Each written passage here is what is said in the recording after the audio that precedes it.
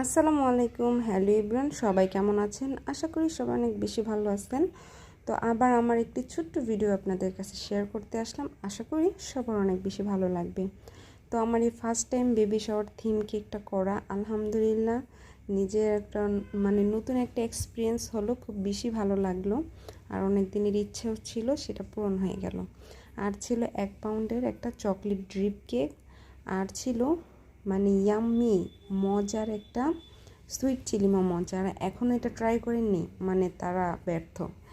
তো তারা এক্ষুনি ট্রাই করে ফেলবেন। আর ট্রাই করতে হলে কিন্তু অবশ্যই ইয়াম্মি ফুড হাউস পেজে কিন্তু অর্ডার করতে হবে।